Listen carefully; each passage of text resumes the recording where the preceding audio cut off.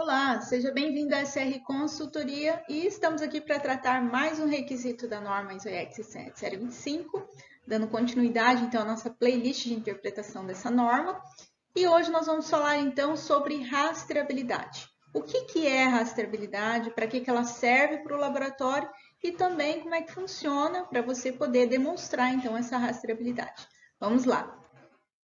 Para que a gente comece, então, a entender sobre rastreabilidade metrológica, eu fui até o VIM, que é o Vocabulário Internacional de Metrologia, e trouxe de lá a definição que ele nos dá sobre rastreabilidade. Então, é a propriedade de um resultado de medição, pela qual tal resultado pode ser relacionado a uma referência, através de uma cadeia ininterrupta e documentada de calibrações, cada uma contribuindo para a incerteza de medição. E agora a gente vai começar a entender o que é, então, essa rastreabilidade, o que é essa cadeia ininterrupta, que precisa ser também documentada, né? E quais são essas calibrações? De que calibrações ele está falando, né? E qual é a contribuição, então, para a incerteza de medição? Então, vamos tentar entender.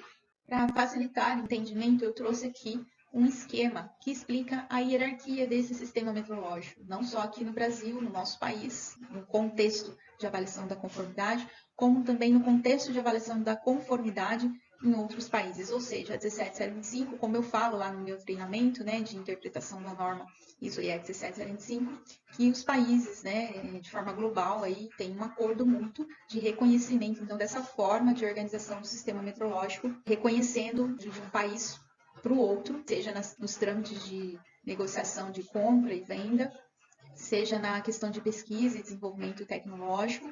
Então, eles têm esse acordo de reconhecimento. Como é que a gente vai se organizar para reconhecer padrões de medida de forma global para que a gente possa, então, manter os nossos acordos comerciais sem nenhum conflito. O BIPM, então, ele seria o Instituto Internacional de Pesos e Medidas que organizem esses padrões e lá estão contidos, estão organizados os padrões que são os mais confiáveis, ou seja, o topo dessa cadeia de rastreabilidade. Podem notar, vem aqui então os padrões internacionais, né, reconhecidos globalmente por esses países que têm acordo mútuo. Os padrões nacionais, digamos que aqui no Brasil, seria os padrões dos Institutos Nacionais de Metrologia, como os que tem do Inmetro, e também o IPEM, que é um braço do Inmetro, que é o Instituto de Pesos e Medidas. Né? Acredito que vocês já conheçam, já tenham visto falar do IPEM. Terceiro degrau aqui de cima para baixo, né?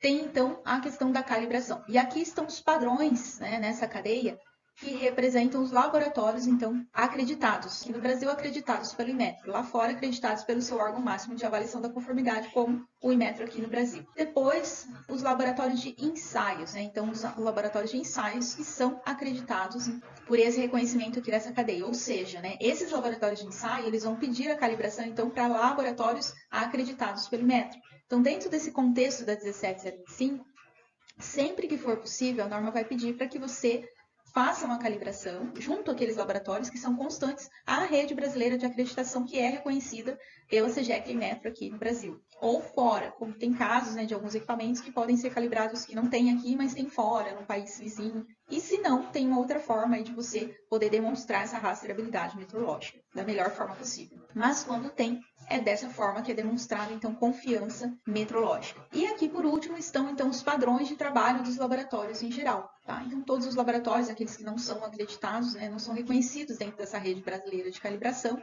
ou da indústria, ou do comércio em geral, esses equipamentos que são utilizados, que muitas vezes não são calibrados dentro dessa rede brasileira de calibração. Não estou dizendo que todos. Eu já encontrei balanças, por exemplo, de mercado, que elas têm a calibração RBC. Elas são calibradas dentro de um laboratório que está aqui dentro dessa cadeia que é reconhecido pela CGEC e Inmetro. E tem outros casos que não. Bom, então essa cadeia de rastreabilidade para 17025, ela atende esse requisito 6.5, ou seja, se o laboratório vai calibrar com um laboratório que tem esse padrão de referência, um laboratório de ensaio, tá, gente? Ou de amostragem, que seja, ou ambos. Se ele quer, então, ser reconhecido dentro dessa cadeia de rastreabilidade, é mais fácil, é mais viável que ele procure, então, esses laboratórios de calibração que estão aqui contidos dentro dessa cadeia. E aí a gente vai entender um pouquinho depois por quê. Bom, os laboratórios de calibração, por sua vez, precisam ter, então, seus padrões reconhecidos, comparados, calibrados por esses laboratórios, então, que contêm esses padrões desses institutos nacional de metrologia, como, por exemplo, eu citei aqui o IPEM. Vamos seguir e entender um pouco melhor em como que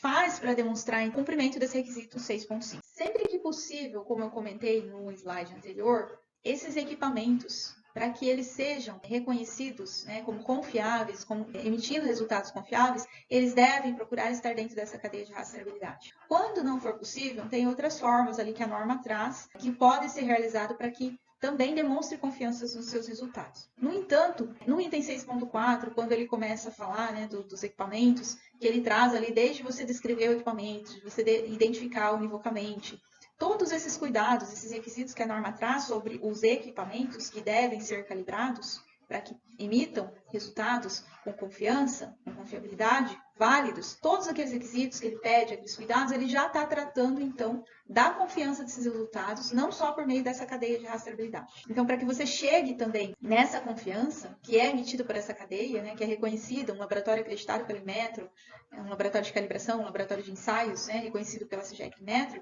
você deve, então, cumprir antes com esses requisitos, né? De organizar esses equipamentos com todos esses cuidados aí que trata lá o item 6.4 e os demais itens da norma, tá? Ou seja, depois eu vou falar um pouquinho mais disso aqui no próximo slide. Então, essa cadeia de rastreabilidade, ela deve ser documentada, tá? Então, desde a identificação desse equipamento unívoca até a manutenção que você faz, tudo isso deve estar documentado. Então, não é só ir lá e calibrar, né, dentro da rede brasileira de calibração, ou o laboratório de calibração calibrar lá com certinho com um padrão lá superior ao dele, tá? Dentro dessa cadeia aí que eu mostrei para vocês. Também tem que se cumprir todos os requisitos dessa norma para conseguir então ser acreditado, para conseguir cumprir com esse requisito 6.5. Qual a importância então que o item rastreabilidade traz para o laboratório? A primeira questão é a confiança nos resultados, a emissão de resultados válidos.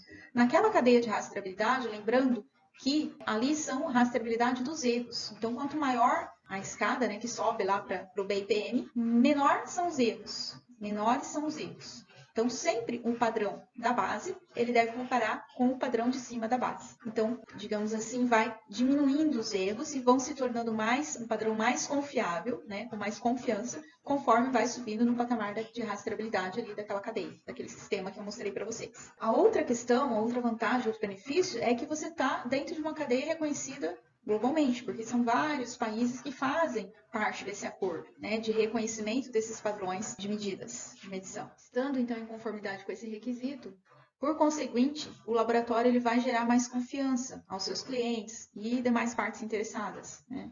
Se ele está, por exemplo, dentro de um sistema compulsório, vamos dar um exemplo aqui de qualidade do ar, né, que as indústrias, lá na base do topo, né, as indústrias vão procurar um laboratório acreditado para analisar, então, a qualidade do ar, a qualidade em relação aos gases poluentes que eles estão emitindo. Então, esse critério de aceitação desses gases poluentes é controlado por um órgão do meio ambiente. Então, neste caso, que ele está dentro do sistema compulsório, esse órgão regulamentador, né, chegando, vendo um laudo que é emitido por um laboratório acreditado, ele já vai olhar com outros olhos, porque ele sabe que tem toda essa cadeia, né, todo esse sistema de gestão por trás da ISO IEC 17025, que demanda todos esses cuidados com a confiança e validar os resultados que ele está emitindo. Não só da validar os resultados que ele está emitindo, do próprio serviço que ele está entregando. Porque, veja só, a 1725, ela dita sobre a competência do laboratório, competência, ou seja, das pessoas também que realizam as atividades. Item 6.2 da norma trata disso. Então, tem todo ali um sistema por trás desse resultado, né, gerando essa confiança, gerando essa validade. Sempre que for possível, é interessante estar calibrando então os equipamentos dentro dessa rede brasileira de calibração, buscando também o serviço junto a laboratórios acreditados. Mesmo quando não é exigido, não é compulsório, você ter um relato de resultados que gera essa confiança, que traz essa confiança na validade dos resultados, é muito mais promissor para você vender, para você exportar, certo? Para as suas relações comerciais também. Seria isso, então, que nós encerramos o item rastreabilidade.